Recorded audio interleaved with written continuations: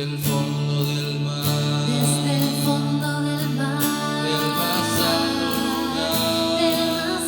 lugar, del más hondo abismo, del más hondo abismo, te alabaré desde mi corazón, fuerte o débil esté, cada instante de mi vida, con gozo yo diré que tú eres la roca eterna, Señor sobre cielo y tierra, tú eres Dios, que toda criatura adore, que toda nación se postre a ti, Señor, tú eres Dios. Desde el fondo del mar, del más alto lugar, del más hondo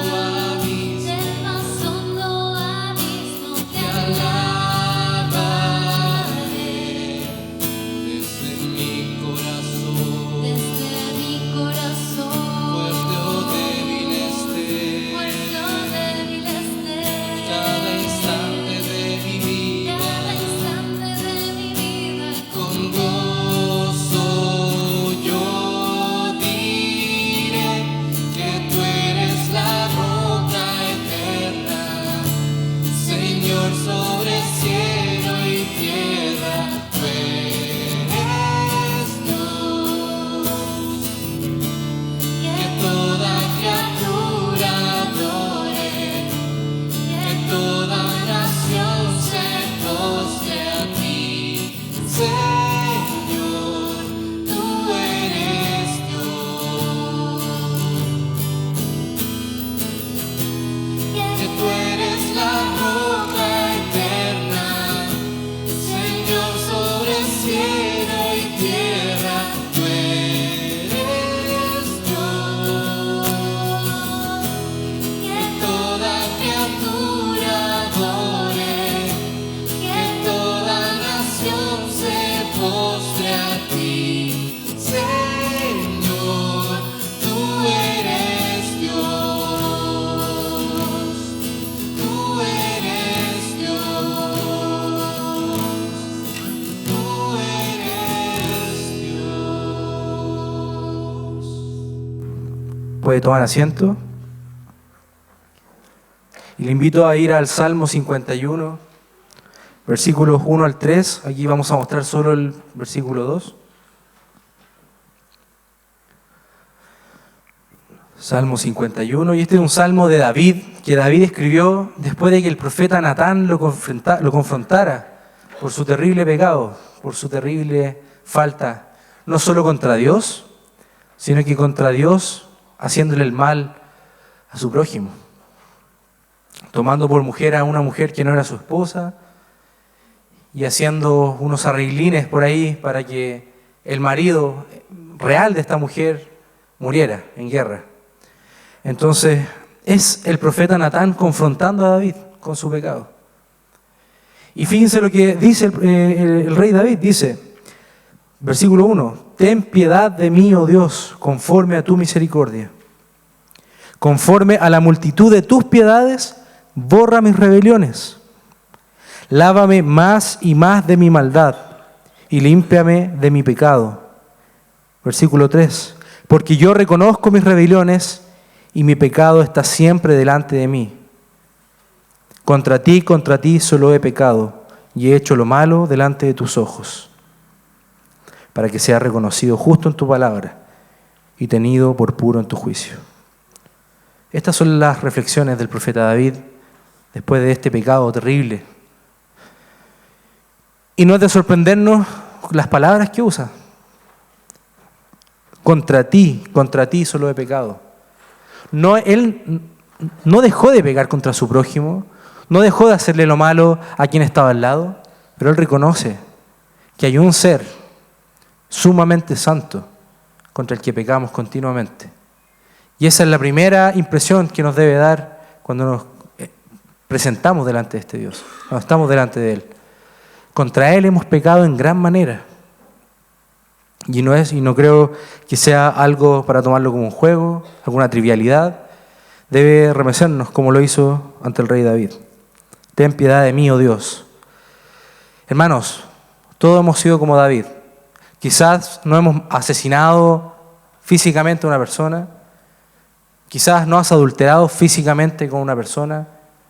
Quizás no has hecho las cosas físicas o visibles que la ley prohíbe. Pero te aseguro que tu corazón, al igual que el mío, y al igual que el del profeta y que el rey David, hemos pecado. Y hemos pecado contra Dios. Por lo tanto, yo les invito a que clamemos como David: ten piedad de mí, oh Dios, conforme a tu misericordia. Yo creo que el Señor es misericordioso y nos invita a presentarnos delante de Él. Así que te invito a que inclines tu rostro y le confieses cada uno de tus pecados. Primero individualmente y luego vamos a orar como el cuerpo de Dios, como la iglesia.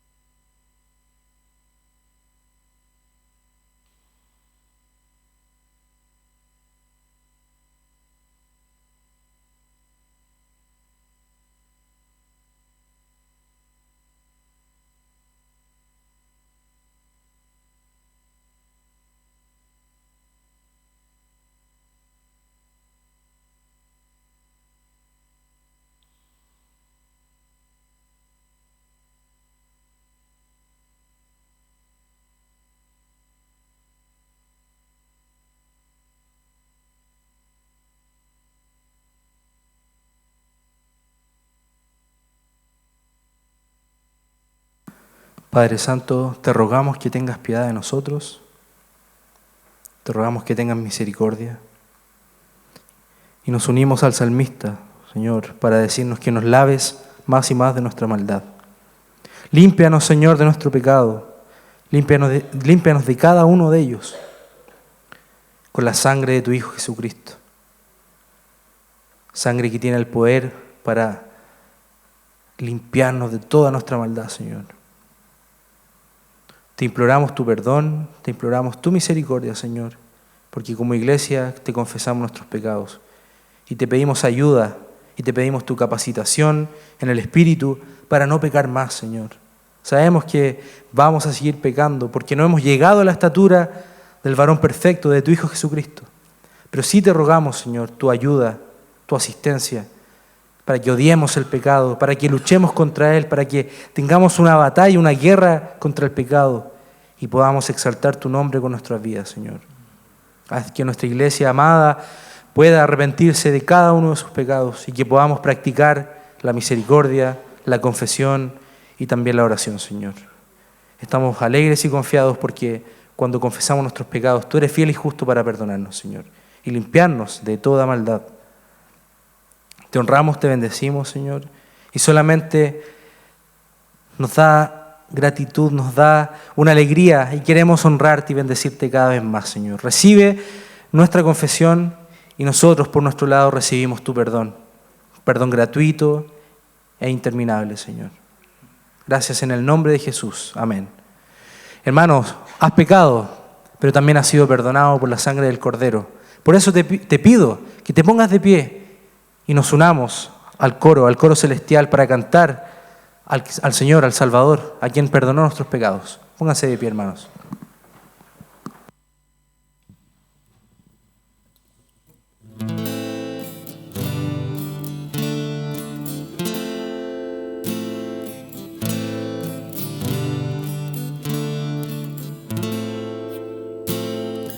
Ven, contempla, pecador, en la cruz está el Señor, con espíritu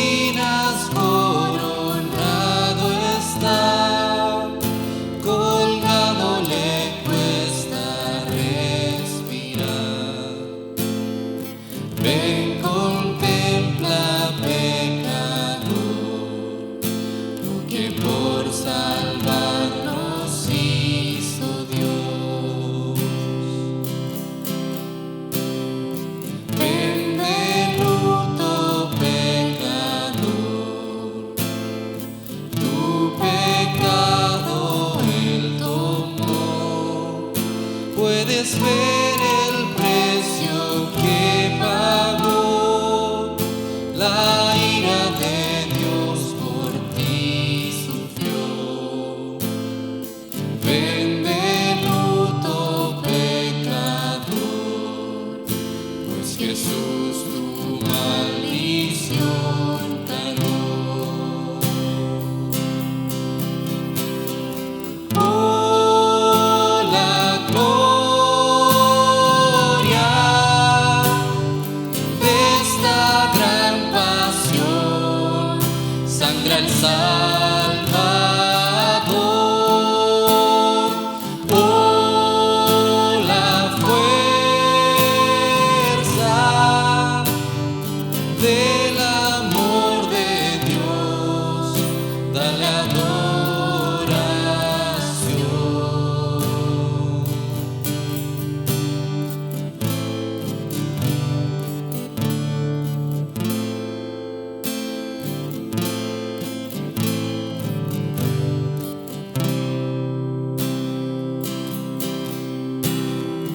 Ven con gozo, pecador, gracia brota en su dolor, por sus enemigos Él murió, trayendo al contrito paz con Dios. Ven con gozo, pecador, con su muerte la muerte venció. Oh, la gloria de esta gran pasión, sangra el Salvador. Oh, la fuerza del amor de Dios, dale adoración.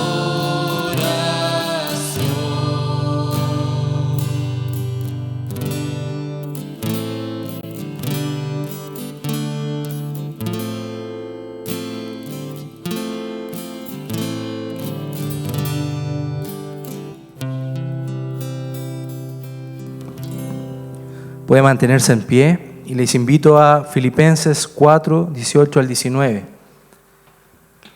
Y el apóstol nos dice: pero todo lo he recibido y tengo abundancia. Estoy lleno, habiendo recibido de Epafrodito todo lo que enviasteis, olor fragante, sacrificio acepto, agradable a Dios. Mi Dios pues suplirá todo lo que os falta conforme a sus riquezas en gloria en Cristo Jesús. El apóstol Pablo está haciendo acción de gracias por las contribuciones que la iglesia hacía para que el ministerio se desarrollara. Este es un llamado, hermanos, implícitamente a que la iglesia tiene que aportar, tiene que dar, no solamente para aportar al desarrollo del ministerio de Jesús en las iglesias, sino también como una forma de adoración. Nosotros no entregamos nuestros recursos a una persona, sino que lo hacemos con fe a nuestro Dios. Por lo tanto, te invito con fe, con alegría, con gozo, a que prepares tus diezmos, tus ofrendas, para que ofrendemos al Señor, para que Él pueda también decirlo. Él está haciendo explícito: sacrificio acepto, agradable a Dios, olor fragante. Y estas son las ofrendas que el pueblo de Dios puede hoy en día hacerle a Dios. Así que te invito, hermano, a que puedas cantar conmigo mientras nuestros hermanos diáconos recogen las ofrendas.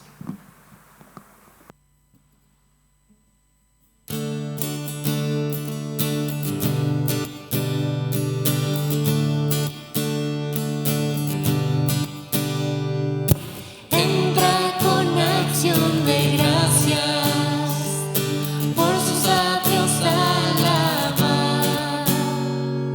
Entra en su presencia con gozo, cantando grande y fuerte es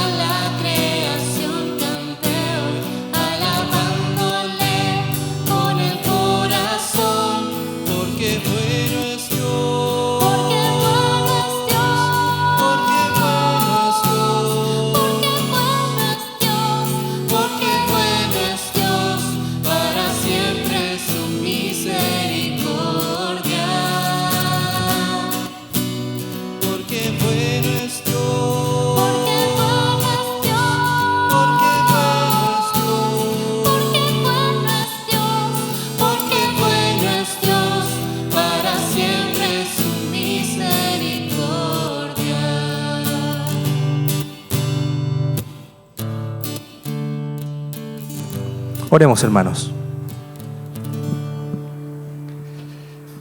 Señor, te damos gracias porque tú eres bueno, Señor. Gracias porque has sido bueno con esta iglesia. Gracias porque tenemos el tremendo privilegio de ser partícipes de tu reino, Señor. Gracias porque podemos ofrendar, Señor, diezmar alegremente, voluntariamente. Te pedimos que recibas estas ofrendas, Señor, esta recaudación, que pueda ser agradable a ti, Señor, y clamamos a ti para que tú hagas milagros con ella, Señor. Que tú la utilices según tu voluntad, que tú puedas traer tu temor a esta congregación, a quienes están encargados de tomar decisiones respecto a estos recursos, Señor, y que puedan ser utilizados sabiamente, con diligencia, con responsabilidad, Señor. Anímanos a dar más generosamente, Señor. Anímanos a obedecerte, Señor, con mayor gozo, con mayor dedicación, Padre. Te pedimos estas cosas en el nombre de Jesús. Amén. Puede tomar asiento, hermano. Es tiempo de nuestra permanente instrucción, Catecismo de Heidelberg. Y en esta oportunidad nos toca la pregunta y respuesta número 38, donde seguimos masticando, viendo realmente la profundidad de la persona de Cristo. Y la pregunta número 38 dice: ¿por qué padeció bajo el poder de Poncio Pilato, juez? Cristo, recuerden que fue y vivió bajo el Imperio Romano y en esta oportunidad fue juzgado bajo la administración de Poncio Pilato. Y le pregunto entonces, ¿por qué padeció bajo el poder de Poncio Pilato? Entonces todos respondemos: para que, inocente, condenado por el juez político, nos librase del severo juicio de Dios que había de venir sobre nosotros. Yo creo que es clara la respuesta, ¿cierto? ¿Por qué padeció bajo el poder de Poncio Pilato? ¿Por qué Cristo se sometió a estos sufrimientos humanos? Bueno, porque es completamente Dios y completamente hombre, verdaderamente Dios, verdaderamente hombre. Y Él tenía que ser de forma inocente, pero a la vez condenado. Él tenía que someterse a toda ley. Hemos dicho en muchas oportunidades que Él no vino a abolir la ley de los profetas, sino a cumplirla. Y aquí se nos dice, para que inocente, condenado por el juez político, no culpable, sino que inocente, nos librase del severo juicio de Dios. Hermanos, el Señor, el creador de todo el universo, el rey de la tierra, el juez, por definición, el juez justo, se sometió al juicio humano, por ti y por mí, para librarnos de nuestra culpa. Y yo te pregunto, ¿no es eso glorioso? Es glorioso, ¿cierto? Entonces yo les invito una vez más a que oremos al Señor, pero también dando gratitud, haciendo acción de gracias, pero también intercediendo. Porque esta bendición, esa liberación de nuestra culpa, queremos que otros la experimenten. Queremos ver nuestras iglesias llenas, queremos ver las plantaciones floreciendo y queremos muchos que otros que están pasando dificultades puedan venir a disfrutar de este hermoso perdón de Cristo. Así que les invito a que oremos una vez más, que intercedamos. Padre Celestial, en esta oportunidad queremos darte gracias, Señor, por este perdón infinito, donde tú, el Rey de toda la tierra, fuiste juzgado inocentemente por poder humano. Y esto por amor a nosotros, Señor. Y eso nos da una alegría inmensa, Señor. Nos da gozo para decirte gracias, Señor, porque moriste en nuestro lugar cuando no lo merecíamos. Y te glorificamos, Señor. Y también te damos gracias porque hoy pudimos también ver cómo tú, Señor, bendices a tu iglesia con nuevos presbíteros y nuevos diáconos, Señor. Te damos gracias, Señor, porque este proceso culminó y se hizo todo conforme a tu voluntad, Señor. Por eso estamos felices y te damos gracias, Señor. Queremos también orar por estas elecciones que se vienen de forma municipal. Queremos que tú te glorifiques también en lo que acontece en el poder público, Señor. Señor, haz tu voluntad, que tus decretos se vayan cumpliendo en toda la historia, Señor. Confiamos en que tú eres bueno, en que nos vas a ayudar a discernir para tomar las mejores decisiones y procurando siempre que tu gloria sea exaltada, Señor. Bendice este proceso, bendice nuestro país con mejores y con un temor tuyo en nuestros gobernadores, Señor. También queremos orar por esta nueva plantación en Talca que se está levantando. para que tú bendigas, Señor, a la iglesia de Curicó que está apoyando, Señor, y para que nuestros hermanos en Talca, Señor, puedan recibir todo el cariño, el afecto, la preocupación, las oraciones y el pastoreo oportuno. Bendice a nuestros hermanos y que haya una lumbrera más en esa ciudad, Señor. Rogamos también por nuestros hermanos Samir, que está pasando dificultades con su familia, Señor. Te rogamos que tú bendigas a su hijita para que veamos una vez más tu poder, Señor. Y también oramos por Telma Palma, que es miembro de nuestra plantación en Villarrica, Señor, para que tú la bendigas y ayudes, Señor, a la familia que está allá sufriendo. Te rogamos que les bendigas y que los acompañes en todo momento, Señor. Queremos también orar, Padre Santo, por las familias, por los matrimonios, Señor, y especialmente por aquellos que están próximamente buscando ser padres, Señor, y para quienes que están ya en este proceso, oramos por sus vientres, Señor, y por los niños que están creciendo sanamente, Señor. Nosotros hemos visto con alegría cómo tú te mueves en medio de nuestras congregaciones, Señor, y vemos muchos vientres dando fruto, y te damos gloria por eso, porque tu palabra nos invita a llenar la tierra y a multiplicarnos, Señor, y esto es parte de tus propósitos y tus planes. Y que finalmente queremos orar, Padre, por Francisco, para que tú le bendigas, los dotes de tu poder con denuedo y autoridad para exponer, exhortar tu palabra, Señor. Que sus palabras sean un olor fragante también a tu presencia y que tu Espíritu Santo tome cada palabra y las lleve a nuestros corazones, Señor. Corazones que rogamos sean tierra fértil para recibir tu palabra y que tu palabra produzca fruto en nuestras vidas. Para tu gloria, Señor, no para nosotros, no a nosotros, Señor, sino a tu nombre da gloria a través de nuestras vidas, a través de la predicación y a través de todas estas peticiones, Señor.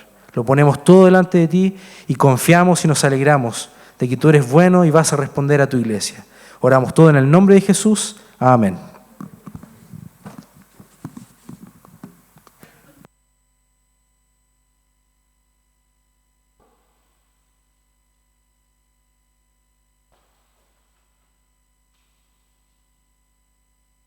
Buenas tardes, hermanos.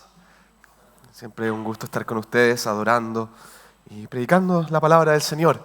Abramos nuestras Biblias en Mateo capítulo 8, versículos 23 al 27. Mateo capítulo 8, versículos 23 al 27.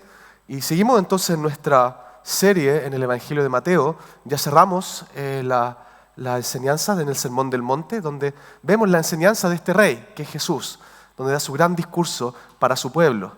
Y ahora estamos pasando a una nueva sección en el Evangelio de Mateo, donde vemos las acciones de Jesús, donde vemos las cosas que Él, como rey y en su autoridad, trae cuando viene a inaugurar su reino. Ya vimos la semana pasada cómo Jesús, 3 distintas escenas de sanación en las cuales Jesús participó y vimos cómo Jesús muestra su autoridad sobre la enfermedad y sobre las consecuencias del pecado. Y ahora tenemos una historia muy conocida por muchos de nosotros, aquellos de ustedes que estuvieron en escuela bíblica o alguna vez alguien le enseñó cuando eran niños, una de las historias favoritas para niños. Tenemos como Jesús calma a la tempestad. Entonces leamos ahora la palabra del Señor. Y entrando él en la barca, sus discípulos le siguieron. Y aquí que se levantó en el mar una tempestad tan grande que las olas cubrían la barca, pero él dormía. Y vinieron sus discípulos y le despertaron, diciendo: Señor, sálvanos que perecemos. Él les dijo: ¿por qué teméis, hombres de poca fe? Entonces levantándose, reprendió a los vientos y al mar, y se hizo grande bonanza. Y los hombres se maravillaron, diciendo: ¿qué hombre es este que aun los vientos y el mar lo obedecen? Esta es la palabra de nuestro Señor. Oremos. Amado Padre Celestial, te damos la gloria a ti, Señor, porque tú eres el Dios revelado, el Dios que se ha manifestado, el Dios que se manifestó de manera más excelente en la persona de Jesucristo. Y te pedimos, Señor, ahora que estamos aprendiendo más de Jesús, que estés preparando a este siervo que está predicando la palabra para que todo lo que se diga sea lo que Jesús quiere revelarle a su iglesia. Y que tu Espíritu Santo esté acompañando a la iglesia con su mente, sus oídos, su corazón, para que reciban con hambre y sed la palabra del Señor. Rogamos esto en el nombre de Cristo Jesús. Amén. Perdón. Hace unos 10 años yo estaba viniendo de vuelta desde Concepción a Santiago. Veníamos en avión y era porque había viajado a Concepción, yo tengo primos allá, y habíamos ido al matrimonio de uno de mis primos. Y junto con mi hermano Felipe, estábamos de vuelta en el avión y su esposa, camino a Santiago. Y una de las cosas que pasó en ese vuelo, que es el vuelo que yo recuerdo donde tuvimos más turbulencia. Yo a esa altura hoy día ya no le tengo mucho miedo, pero en esa época yo le tenía mucho miedo a los vuelos. Cada vez que me subí a un avión me transpiraban las manos, me ponía nervioso, me apretaba mis manos contra el asiento, porque siempre pensaba que el avión se podía caer. Y más encima, en ese vuelo, nosotros teníamos nuestros asientos en la última fila. Yo no entiendo por qué, yo no soy ingeniero en aviación, ni hijo de ingeniero en aviación, pero aparentemente, les comento, que en la parte de atrás del avión es donde el avión más se mueve y donde más se siente la turbulencia. Y a la medida que el avión se movía y si ustedes han estado en esas instancias, caídas libres, que el avión se movía para los lados, estábamos mi hermano Felipe, yo, mi cuñada Catalina, tomados los tres de las manos, apretando nuestros dientes, orando para que el avión no se cayera. Comprenderán el miedo que daba, porque obviamente temíamos por nuestras vidas. Lo triste y un poco patético es que atrás nuestro estaban sentadas las azafatas. Y las azafatas, mientras nos miraban, se reían de nosotros. Básicamente éramos tres adultos llorando por que el avión se caía. Y obviamente que las azafatas no tenían miedo porque probablemente han estado en esa situación y en situaciones peores muchas veces. Y ellas sabían que el avión no se iba a caer. Y lo bueno que fue cuando nosotros miramos atrás y vimos que las azafatas estaban riendo de nosotros, nos trajo tranquilidad y paz. Porque si las azafatas se están riendo, que tienen mucha más experiencia que nosotros volando y conocen mejor el avión, cómo funciona, entonces podemos estar seguros que el avión no se va a caer.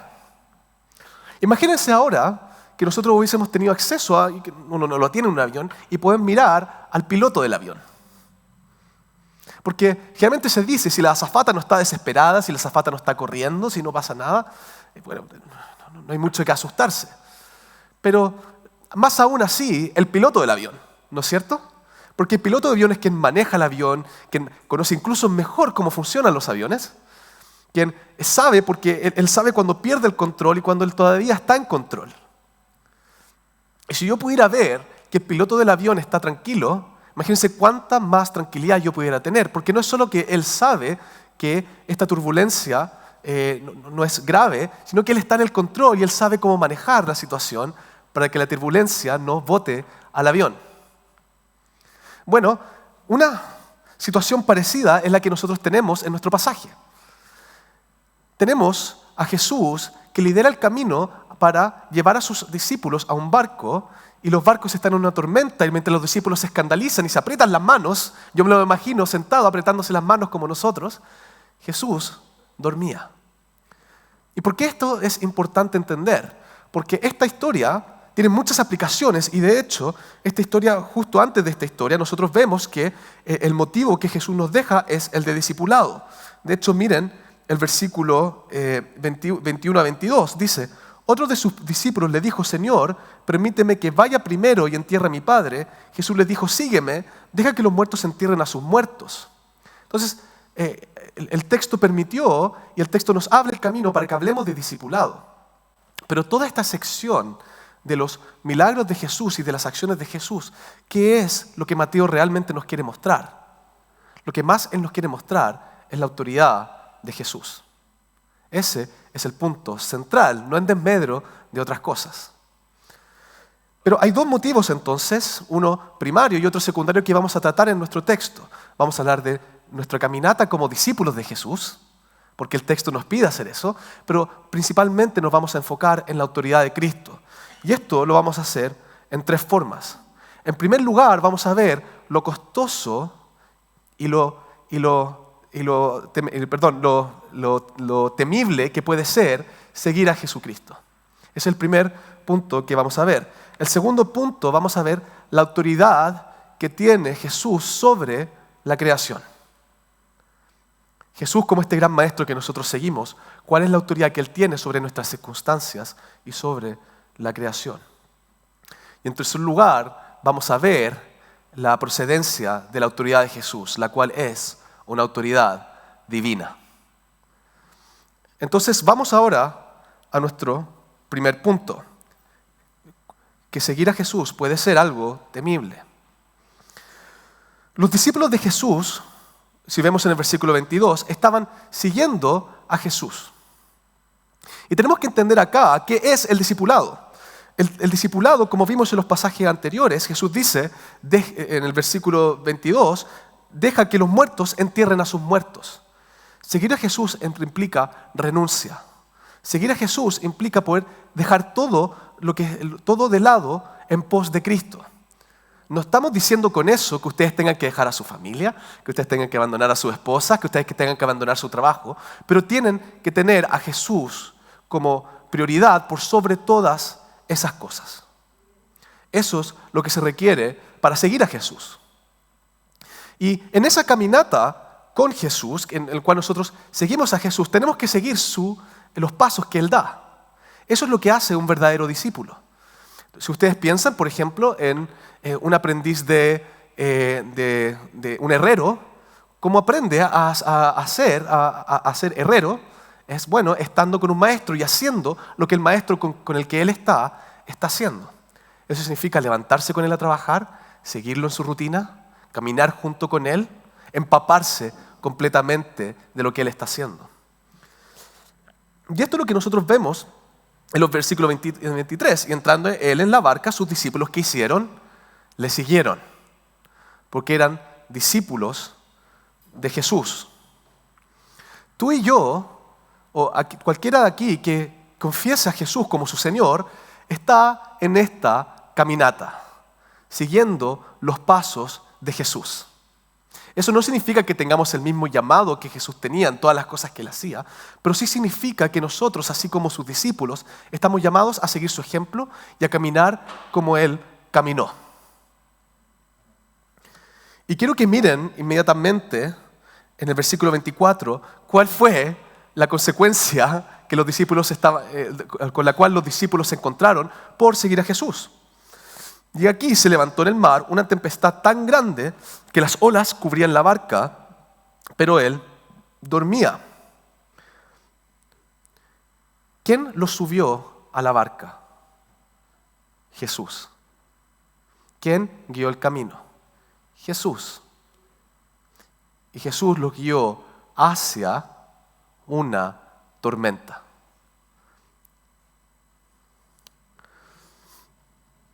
Esto era necesario que a ellos les sucediera porque en medio de la tormenta Jesús les iba a dar una lección de cómo tienen que seguirle a Él.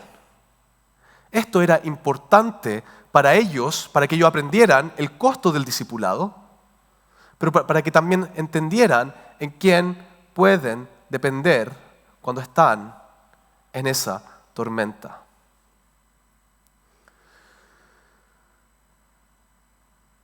Hay que tomar en cuenta acá que la tormenta es una manifestación a los ojos de los discípulos de una fuerza que parece ser más grande que la que ellos mismos pueden soportar. Porque ¿quién va a detener una tormenta? Quizás para nosotros la sensación más cercana en Chile son los terremotos. Yo no estaba en el terremoto del 2010, me lo perdí, pero me imagino que muchos de ustedes sí estaban.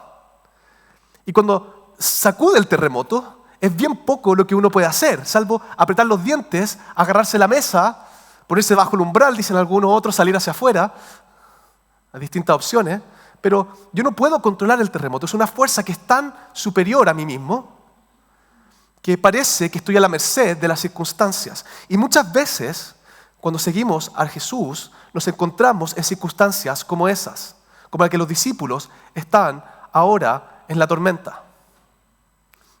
De hecho, miren cuál es la naturaleza de esta tormenta. Son olas tan grandes que las olas cubrían la barca.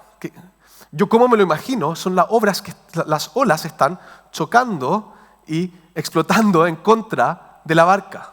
cubriéndola. Y quiero que noten algo más. Los discípulos de Jesús, muchos de ellos eran pescadores. Pero aún así, ellos tuvieron temor de sus circunstancias. Tú y yo vivimos en un mundo en el cual es hostil en contra de los seguidores de Jesucristo. Porque acabamos de decir que nosotros tenemos que seguir los pasos de Jesús. Pero ¿cuáles son los pasos de Jesús? Pasos de sufrimiento, un paso de tormenta, un siervo sufriente. Si nosotros queremos seguir a Jesús, tenemos que pasar también por la tormenta. Y esto no es sencillamente una metáfora. Efectivamente, Jesús le está enseñando a sus discípulos que van a haber circunstancias en las cuales ellos no van a tener control de lo que está pasando alrededor de ellos. Y yo estoy seguro que muchos de ustedes han estado en situaciones en la vida, ya sea por enfermedad, relaciones, situaciones, quizás desastres naturales, en Chile tenemos varios. Han estado en situaciones en que todo parece girar fuera de su control. Y esto dice mucho de nuestro carácter como discípulos cuando tenemos temor. Porque es en situaciones como estas, que son muy comunes en nuestra vida y en nuestro mundo, nos trae ansiedad, frustración. ¿Por qué? Porque nos gusta estar en control. Nos gusta saber que podemos depender de nosotros mismos. Nos encanta creernos capaces y soberanos sobre las circunstancias. Muchas personas dicen, miren cómo el ser humano domina todas las cosas. Y de hecho, en Santiago capítulo 3, ese es uno de los puntos que hace Santiago. Él dice, miren cómo hemos domado las aguas. Miren cómo hemos domado a las bestias del campo. Pero Santiago después dice algo. No hemos sido ni siquiera capaces de dominar nuestra propia lengua. Se dan cuenta cómo nuestro control y nuestro dominio sobre las circunstancias no es más que una ilusión.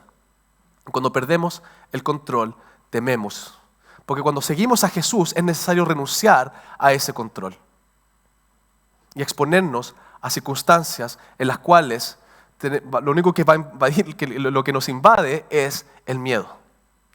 Porque nos damos cuenta, a veces por primera vez, que no somos nosotros los que controlan nuestra realidad. Y esto nos infunde temor y desesperación.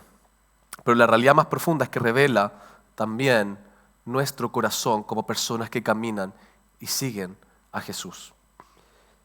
Miren cómo los discípulos reaccionan en el versículo 25. Y vinieron sus discípulos y le despertaron diciendo, Señor, sálvanos que perecemos. Sálvanos que perecemos. Vamos a darle algo de crédito a los discípulos. Fueron a la persona correcta. Siempre estamos acá vilipendiando a los discípulos de Jesús, pero por algo también eran discípulos y Jesús les mostraba su gracia y fueron a la persona a la que tenían que ir. Pero ¿se dan cuenta la frase que viene después? Sálvanos que perecemos. Es como, ya estamos muertos, nos vamos a morir.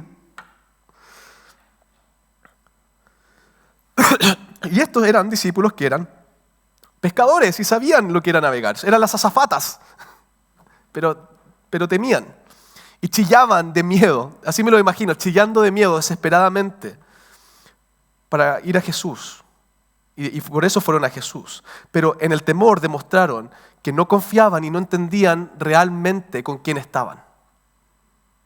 No entendían quién era realmente el piloto. No entendían quién era el piloto no solamente de la barca, sino que el piloto de toda la creación. ¿Cuál fue el problema? ¿Por qué Jesús les dijo hombres de poca fe? Uno diría, bueno, fueron a Él.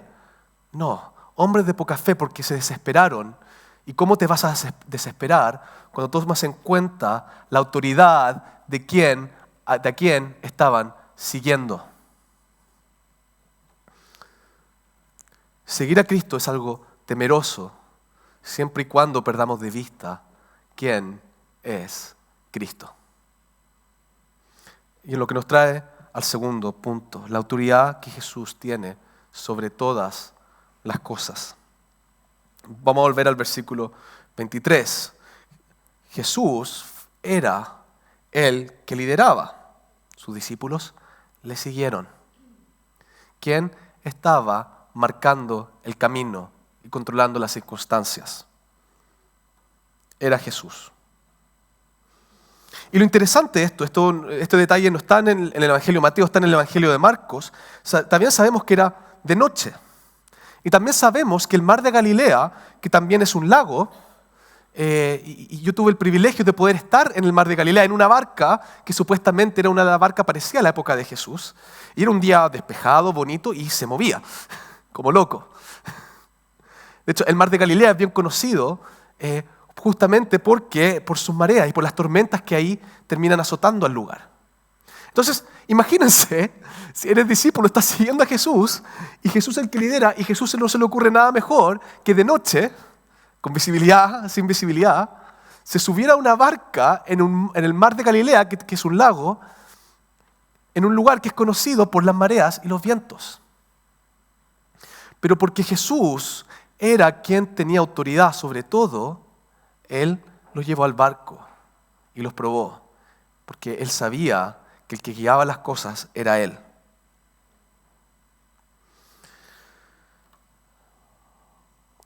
Jesús fue quien los lideró frente a la tormenta, y quizás tú también en circunstancias en tu vida en las cuales tú te enfrentas a cosas difíciles y ves que vienen tiempos difíciles.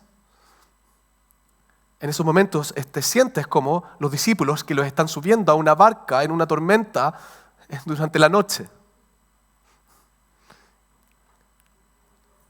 Pero esto es lo que Jesús quiere que tú sepas, que estas situaciones están bajo su mano y que Él las va a utilizar para tu bien.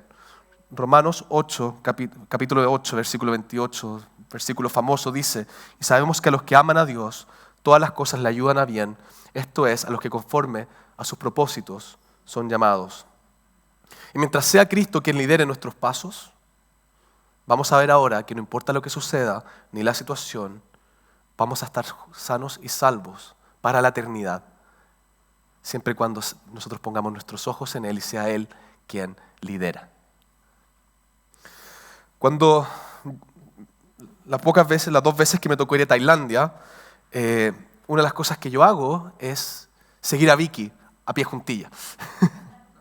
Comprenderán que yo no hablo el idioma. Hay una historia entretenida en la cual Vicky, teníamos que comprar un pan tostado. Era una especie de pan tostado que le ponían leche condensada y era una tienda famosa. Era colesterol a la avena. Y Vicky, antes de mandarme, porque ya había mucho tráfico y ella tenía que dejarme ahí, después dar una vuelta y pasar a buscarme de nuevo, porque no había dónde estacionarse, me dejó escrito, básicamente palabras en tailandés, para que yo me pudiera comunicar. Entonces, lo que yo hice y como buen niño obediente, empecé a decir las cosas y después me hizo una pregunta, en la cual creo que me dijo para servir o para llevar, y yo hice algo como para llevar, y me entendieron. Pero ¿cuál es el punto? En ese momento yo corrí el riesgo, porque dejé de seguir los pasos de Vicky. Vicky no es omnisciente, no es capaz de marcar todos mis pasos. Entonces, intentando seguir los pasos de Vicky, el momento en que dejo de seguir los pasos de Vicky, ¿qué me pasa? Estoy perdido. Porque si a mí me dejan solo en Tailandia, si ustedes vieran cómo se maneja en Tailandia, probablemente me atropellarían. Pero eso también nos pasa cuando no vemos a Jesús. Quiero otra vez volver a la situación de los discípulos, en el versículo 25. Y vinieron sus discípulos y le despertaron diciendo: Señor, sálvanos que perecemos. Imagínense la circunstancia. Yo me imagino a los discípulos completamente mojados, chillando, gritando de miedo. Señor, sálvanos que perecemos. Pero quiero que noten un detalle en el versículo 24. Cuando habla de la tormenta, en el versículo anterior, dice: hay una tormenta gigante que está tomándose la barca. Pero Él, Jesús, dormía. Él estaba tranquilo. No había ningún temor. Y acá tenemos un gran contraste. Tenemos un grupo de personas completamente adultos, hombres adultos chillando, mojados, agarrándose, afirmándose en la baranda para no caerse del barco, muertos de miedo por su vida. Y tenemos a Jesús durmiendo en la popa, en la parte de atrás del barco, detalles del Evangelio de Marcos, durmiendo sobre una cabecilla o una almohada. Básicamente me lo imagino así con los dos brazos atrás, durmiendo, tranquilo, sabiendo que todo está bien. ¿Por qué? Porque ahí, en esos momentos de tormenta, se ve quién está realmente bajo control. En esas circunstancias en que perdemos el control y nos desesperamos, nos damos cuenta que nosotros no estamos en control. Y aquel que está tranquilo, aquel que no está preocupado, ahí está el que tiene el control. ¿Por qué el piloto no tiene miedo cuando se sube el avión? Porque él sabe cómo manejar el avión. Y él sabe y confía en sus capacidades para hacerlo. ¿Por qué Jesús no tenía miedo en la tormenta? Jesús era un ser humano. Porque Jesús sabía cómo manejar no solamente la barca, sino que también sabía cómo manejar la tormenta. Y así el poder y la autoridad de Jesús es manifestado. Versículo 26. Él les dijo: ¿por qué teméis, hombres de poca fe? Entonces levantándose, reprendió a los vientos y al mar, y se hizo grande bonanza.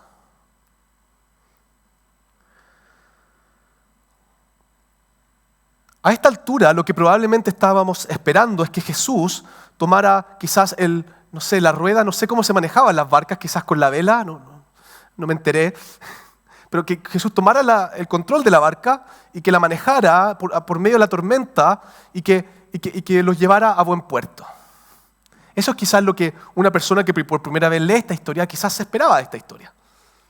Pero tenemos un momento que es como una especie de un momento en que todos quedan en silencio, en que algo inesperado sucede. Porque Jesús lo que hace, probablemente algo molesto porque se estaba despertando y después vio la poca fe de sus discípulos, se levantó y ¿qué hizo? Reprendió. Es decir, con su voz le ordenó, le dio una orden a los vientos. No fue que manejó el barco solamente, no. El problema que giraba en torno al barco fue reprendido y fue echado. Con solamente reprenderlos. Aquí nuevamente tenemos su poder y su autoridad. ¿Qué es lo que Mateo nos quiere decir con esto? Lo que nos quiere decir es que Jesús tiene autoridad sobre toda la creación y todas las circunstancias. Y si Él quiere con la sola orden, con su sola palabra, es capaz de calmar las aguas. Eso es cierto también para tu vida. Eso es cierto también para tu caminata con Jesús. Eso es cierto cuando hay un terremoto. Eso es cierto cuando haya una enfermedad. Ayer le estaba enseñando a los jóvenes en la iglesia de Lonquén, estábamos hablando del cristianismo durante la Segunda Guerra Mundial. Y una de las frases famosas que quedó de un judío que estaba en el Holocausto, cuando él salió, dijo: este fue el momento en que Dios desapareció y Dios no estaba. Pero ¿qué nos está diciendo acá Mateo? Nos está diciendo que Jesús, incluso cuando las cosas parecen estar en su punto más bajo, Jesús tiene el poder y la autoridad para con su sola voz cambiar las circunstancias. Y eso nos muestra que Dios siempre está en control. Y cuando nosotros seguimos a Jesús, seguimos a alguien que nos puede liderar por la tormenta, que nos puede llevar por el sufrimiento, porque Él también sufrió, que nos puede llevar por la incertidumbre, que nos puede subir a esa barca en la noche cuando en medio de la tormenta, una locura. Pero podemos confiar en que si seguimos ahí es porque Jesús así lo quiere. Porque si no lo quisiera y quisiera cambiarlo, lo haría. Y si nosotros creemos que el Señor a quien seguimos es bueno y nos ama, bueno, ¿qué consuelo más grande es ese? De saber que cualquier circunstancia en la que estemos, estamos siendo guiados por alguien que no solamente sabe el camino, sino que es aquel que traza el camino. Pero hay un tercer punto que no podemos dejar de lado, y esto está en el versículo 27. Y los hombres se maravillaron, diciendo, ¿qué hombre es este que a los vientos y el mar lo obedecen? Esto es lo que quiere el evangelista Mateo, que a ustedes le pongan atención. ¿Quién es este hombre? ¿Quién es Jesús? Y acá vamos a ver de dónde viene la autoridad divina de Jesús. Imagínense los discípulos después de ver esta escena. Ven cómo Jesús llega y le ordena a los vientos que se calmen. Yo me lo imagino como en las caricaturas, cuando una caricatura se sorprende y la mandíbula de abajo va hasta el suelo. Era, nos vamos a morir, de repente. ¿Qué acaba de pasar? ¿Qué acaba de suceder? De hecho, en el Evangelio de Lucas, que también está esta historia, está en Mateo, Marcos y Lucas, en el Evangelio de Lucas, porque acá dice que se maravillaron, pero no solamente se maravillaron, temieron. Decía, atemorizados se maravillaron en el Evangelio de Lucas, Lucas capítulo 8.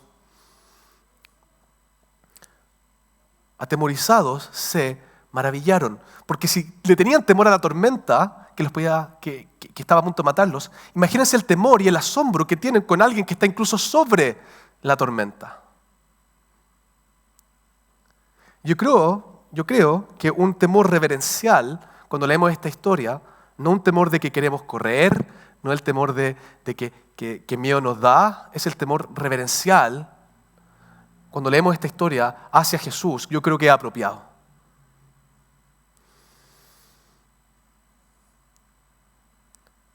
Y por eso, cuando leemos esta historia, tenemos que hacernos la pregunta, ¿quién es Jesús? Si no has considerado realmente esta pregunta, quizás tú has caminado en tu vida y estás acá de visita, yo no conozco las circunstancias de todos, quizás has escuchado cosas buenas de Jesús. Yo creo que esta historia nos desafía a pensar de Jesús como más que sencillamente un buen maestro. Porque lo que acá se está diciendo de Jesús va mucho más allá que eso. Yo te invito ahora que consideres esta pregunta. ¿Quién es Jesús? Porque no hay pregunta más importante que esta. Esta es la pregunta que puede, si tú no conoces a Jesús, si tú no eres discípulo de Jesús, esta es la respuesta. Acá está la respuesta, la pregunta que puede cambiar tu vida por la eternidad. Porque si Jesús es lo que Mateo dice que es, hay mucho que temer, hay mucho de qué maravillarse, pero como vamos a ver también hay mucho de qué esperanzarse si reconocemos su carácter. Pero esta no es una pregunta solamente para aquellos que no caminan como discípulos de Jesús. Es una pregunta que todos los cristianos tenemos que recordarnos. ¿Quién es Jesús? Porque en nuestra caminata, tal como los discípulos, perdemos noción de con quién estamos y a quién estamos siguiendo. Somos débiles y frágiles y la pregunta que te quiero hacer, ¿sabes tú realmente quién es este hombre? ¿Sabes quién es la persona a la que tú estás siguiendo? Porque muchas veces la tormenta, los vientos y las mareas nos hacen olvidarnos quién es Jesús. Y muchas veces cuando estamos en la calma de nuestras vidas, también nos olvidamos de quién es Jesús. Y a veces caminamos fielmente en nuestras vidas, pero en medio de nuestra caminata nos olvidamos y perdemos el rumbo, porque nos olvidamos quién es Jesús. Bueno, acá viene un recordatorio para ti de quién es Jesús. Y Mateo nos da una tremenda pista, porque en el versículo 26, ¿cómo fue que Jesús reprendió a las aguas? Con su voz. Y la Biblia tiene mucho que decirnos respecto a la autoridad que proviene de Jesús, que solamente con su voz la creación le responde. Por ejemplo, el Salmo 107, versículos de 23 al 26 dice: los que descienden al mar en naves y hacen negocio en las muchas aguas, ellos han visto las obras de Jehová y sus maravillas en las profundidades, porque habló e hizo levantar un viento tempestuoso que encrespa sus ondas. Suben a los cielos, descienden a los abismos, porque habló e hizo levantar un viento tempestuoso. ¿Quién fue que con la palabra de su voz hizo levantar los vientos? Jehová. Salmo 104, versículos 6 y 7. Con el abismo como con vestido la cubriste, hablando de Dios. Sobre los montes estaban las aguas. A tu reprensión huyeron las aguas de los montes. Al sonido de tu trueno se apresuraron. ¿De quién? ¿Quién tiene el poder para reprender a las aguas? Dios. ¿O recuerden ustedes que otra historia de niños que nos encanta, la historia de Jonás, cuando estaba en la barca, muy parecida a esta historia? ¿Quién fue el que envió una tormenta para azotar la barca de Jonás? Dios mismo. Y Dios lo hace con el poder de su palabra. Hay muchos más pasajes que podríamos decir. Génesis 1, como Dios crea todas las cosas con el poder de su palabra. Pero espero que el punto esté quedando claro ahora. ¿Quieres saber quién es Jesús? La respuesta es: Jesús el Cristo es Dios. Jesús es el Hijo, la segunda persona de la Trinidad. No es solo un hombre, aunque sí es un hombre. Él es también Dios. Fue su palabra que creó los cielos y la tierra. Fue su palabra que trajo la tormenta de Jonás. Y como Él es Dios, la tormenta y todo lo que está en la creación no es capaz de resistir su palabra, porque esa autoridad solo le corresponde a Dios. No existe ninguna otra explicación posible. Mateo está claramente intentando decirnos esto de Jesús. Jesús tiene la autoridad que solamente le corresponde a Jehová, a Dios. Los discípulos probablemente ya estaban empezando, yo me imagino, ¿no? Porque uno esperaría que ellos conocieran algo de la ley y algo del Antiguo Testamento. Los discípulos yo creo que ya estaban empezando a juntar las piezas del rompecabezas, por eso se atemorizaron. ¿Por qué? Porque empezaron a ver quién es este. Porque lo que Él hace es lo que solamente puede hacer Dios. Y esta es la aplicación de eso para nosotros. Si Jesús es Dios, si Jesús es divino, si Él es el Hijo de Dios, la segunda persona de la Trinidad, eterno, perfecto, inmutable, todopoderoso, omnisciente, santísimo, justo, el Alfa y el Omega, entonces Él es el legítimo Rey sobre todo. Entonces Él y solo Él puede ocupar el lugar en el trono. Entonces no hay espacios para cuestionamientos ni para dudas. Él es el Rey que ha venido a sus tierras para conquistarlo absolutamente todo. Y si Él es si Él es Dios y el Rey sobre toda la creación, le debemos toda la gloria, toda la honra, todo el honor, toda la obediencia y sumisión que le debemos a Dios. Significa que tú y yo debemos rendirle a Él todas las cosas. Nuestros pensamientos, nuestros deseos, nuestras emociones, nuestro trabajo, nuestro dinero y nuestra familia, incluso nuestra propia vida. Él es Rey y Señor sobre todo. Por eso Filipenses capítulo 2, versículos 9 y 11 dicen: por lo cual Dios también le exaltó hasta lo sumo y le dio un nombre que es sobre todo nombre, para que en el nombre de Jesús se doble toda rodilla de los que están en los cielos y en la tierra y debajo de la tierra, y toda lengua confiese que Jesucristo es el Señor, para la gloria de Dios Padre. Toda rodilla se va a doblar, toda criatura va a confesar que Jesucristo es el Señor. Y este es el consuelo para tu vida. Porque tú sigues al Dios Todopoderoso. Yo sé que muchos de ustedes probablemente están con muchas circunstancias difíciles en su vida en este momento. Yo sé que muchos de ustedes, por causa de Jesucristo, probablemente están sufriendo. Porque eso significa seguir realmente a Jesús, porque estoy presumiendo que hay personas acá que siguen a Jesús. Y si tú estás pasando por dolor y sufrimiento, Tu esperanza es que el que te está liderando es aquel que tiene el control sobre esa circunstancia. No es sencillamente aguanta y aprieta los dientes, no. Hay momentos para sufrir, sí, pero puedes tener confianza y tranquilidad y puedes dormir como Jesús dormía en la popa, descansando en Él, sabiendo que Él es el que te está guiando, quien es eterno, inmutable y todopoderoso. Y el llamado más importante para nosotros este domingo es sencillo. Adoren a Jesús. Alaben su nombre mañana y noche. Vivan sus vidas para su gloria, porque a Él les debía toda la gloria. Haz todo lo que haces para Jesús, buscando agradarle en todo. Ríndele todo, porque Él es Dios. Y si tú no has rendido tu vida a Él, si tú nunca has recibido a Cristo, si eres una persona que ha pecado y que no ha sido reconciliada con Dios, arrepiéntete de tu pecado y pon tus ofensas a sus pies. ¿Por qué? Porque Él mismo, que es Dios, ganó la salvación para ti en la cruz. Y si fue Dios quien ganó la salvación para ti en la cruz, ¿quién la puede arrebatar? Pero arrepiéntete y ven a Cristo. Él puede entregarte gracia y misericordia en abundancia. Y a ti que Jesús te ha llamado y que ya has depositado tu confianza en Él, puedes estar seguro de que Él es Dios. Y como Él es Dios, puedes estar seguro de tu salvación. Porque si fue Dios mismo quien pagó, entonces podemos estar seguros que esa paga es final y suficiente. Entonces tú vas a estar con Él, Dios y hombre, en la eternidad para siempre. Oremos.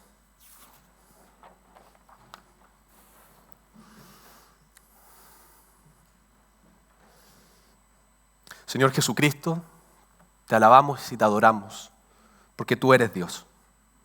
Porque a ti debemos toda honra, todo loor, toda sumisión, toda obediencia. A ti debemos nuestras vidas, porque tú eres Dios. Te queremos, Señor, agradecer porque incluso tú, siendo Dios, nos muestra tu autoridad para que temamos, pero también para que encontremos consuelo. También para que encontremos esperanza. Porque eres tú mismo, siendo Dios, ganó para nosotros vida eterna. Te pedimos, Dios, que para todos los que están aquí, sino que están pasando por tormentas en su caminata con Jesús, en su caminata contigo, que tú les recuerdes estas verdades en sus corazones, que sepan que tú estás en control de todo, que tú tienes el poder con solo dar la palabra de cambiarlo todo. Y si ellos están ahí, sino que ellos sepan que tú los estás moldeando y que las cosas que ellos están padeciendo serán para bien. Ayúdanos, Señor, a confiar que llegaremos a buen puerto al otro lado del lago. Ahora te alabamos y te bendecimos en nombre del Padre y del Hijo y del Espíritu Santo. Amén. Pongámonos de pie para cantar en respuesta a la predicación.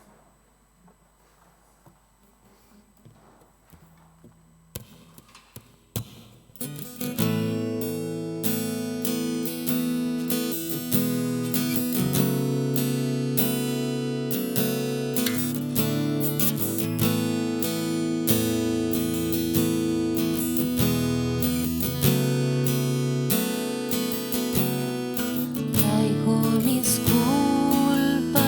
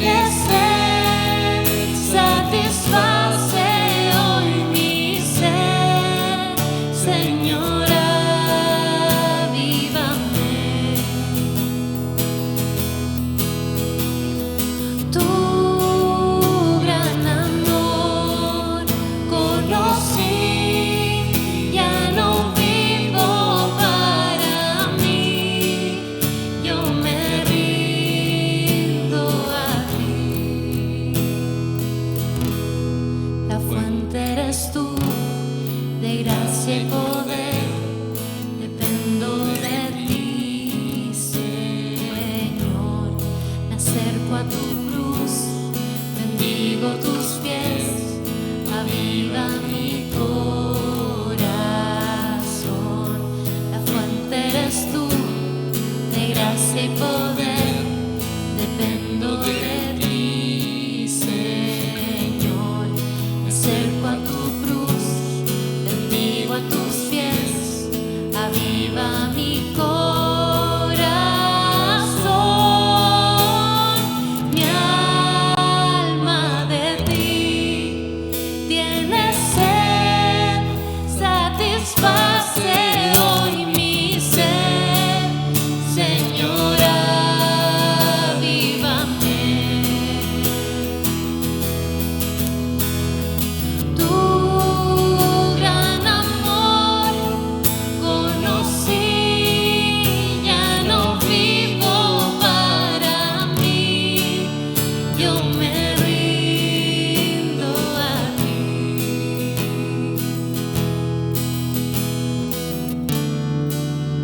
Yo me rindo a ti.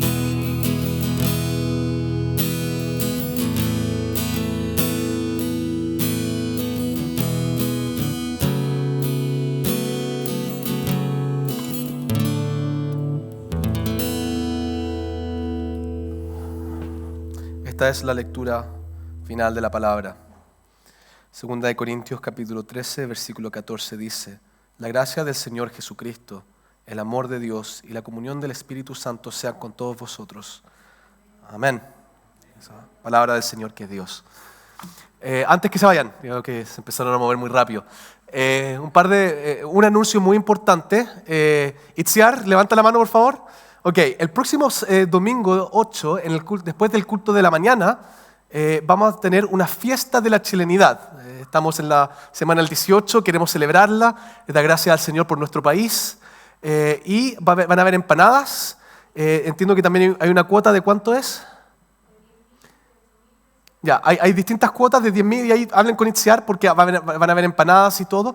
Y lo que les quiero decir también es que, primero, este es el último día para inscribirse, así que es ahora o nunca. Segundo, es que si ustedes tienen problemas de dinero, no se resten, hablen con Itziar y ahí se va a ajustar. Nadie se queda afuera porque no pueda pagarlo. ¿Ya? Dije dos cosas nomás, ¿cierto? Ya. Así que eso, acérquense a Itziar, ella nos va a ayudar. En segundo lugar, quiero que todos estemos agradecidos y demos gracias a Dios de que Raúl, quien ha estado con nosotros sirviendo todas las tardes, hoy día en la mañana fue ordenado como diácono. Así que tenemos a nuestro ahí oficial de la iglesia que ha sido muy fiel, un hombre muy humilde que ha estado sirviéndonos domingo tras domingo.